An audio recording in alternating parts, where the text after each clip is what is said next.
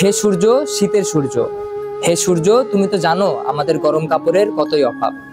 সুকান্ত ভট্টাচার্যের কবিতার এই লাইনগুলি যেন ঢাকার বাস্তুহীন মানুষদের জন্যই। সদরঘাট থেকে টিএসসি, কারণ বাজার থেকে মিরপুর, প্রতিটি ফুটপাত, ওভারব্রিজ যেন তাদেরই বিছানা। তবে শীতের এই দমকা হাওয়ার সাথে যুদ্ধের জন্য তাদের কাছে নেই কোনো অস্ত্র। এই শহর জাদুর শহর, এই শহর প্রাণের শহর।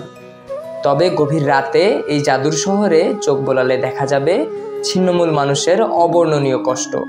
ফুটপাতেই হালকা বিছানা পেতে অথবা বিছানা ছাড়াই ঘুমিয়ে পড়েন তারা, কিংবা বলা যায় ঘুমানোর চেষ্টা করেন। হ্যাঁ, শীত তো লাগে, কিছু নাই, শীতের কম্বল নাই, অনেক কষ্ট।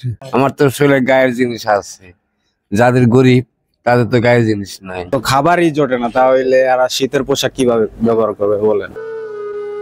শীতের প্রকোপ থেকে বাঁচতে সহায় সম্বলহীন এসব মানুষ ছেঁড়া পাতলা কাঁথা থেকে শুরু করে বস্তা, ব্যানার, পলিথিন যা পান তাই দিয়েই শীত নিবারণের চেষ্টা করেন। আমরা তো যেভাবে পারি চলতেছি, বাপের টাকা আছে, তারা কই যাবে? তারা কোন রকম একটা বস্তা গায়ে দিয়ে শুয়ে পড়তেছে। তারা হয়তো বোঝে না কষ্টটা, ঠিক আছে? এখানে যারা আছে তারা কিভাবে থাকে এটা তো আপনারা দেখতেছেন। শীতের রাতে আশ্রয়হীন মানুষের চেষ্টা আগুন জ্বালিয়ে একটু উষ্ণতা পাওয়ার। কোথাও কোথাও দেখা যায় কুকুরের সাথে সখ্যতা করে একই কম্বলের নিচে শুয়ে আছে মানুষ। ভাসমান এসব মানুষের কাছে শীতের এই কষ্ট এক নির্মম সত্য। তাদের দুর্ভোগের খবর রাখে না রাষ্ট্র কিংবা বিত্তশালীরা। ওনারাও খুব কষ্টে আছেন। দেশ এগিয়ে যাওয়া বলতে শুধু আমরা এগিয়ে যাব না, রাস্তার মানুষের দিকেও তাকাতে হবে একটু। এটা তো সরকারে যদি না ওঠায় তাহলে পাবলিকে কেমনি ওঠাবে?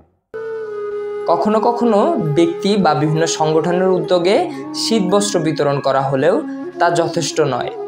আবার বিতরণ করা শীতবস্ত্র বেশিরভাগ ক্ষেত্রেই খুবই নিম্নমানের হওয়ায় সেগুলো খুব একটা কাজে আসে না বলে জানান অসহায় মানুষেরা।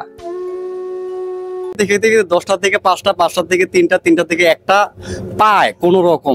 ওনাদের পাশে যদি আমরা বস্ত্র বিতরণ করি তাহলে তারা একটু সুখে শান্তিতে থাকতে পারবে।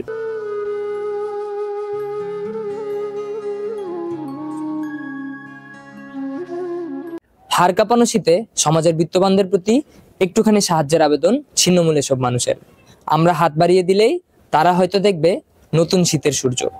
মেহেদী হাসান কাউসার, দৈনিক আনন্দবাজার, ঢাকা।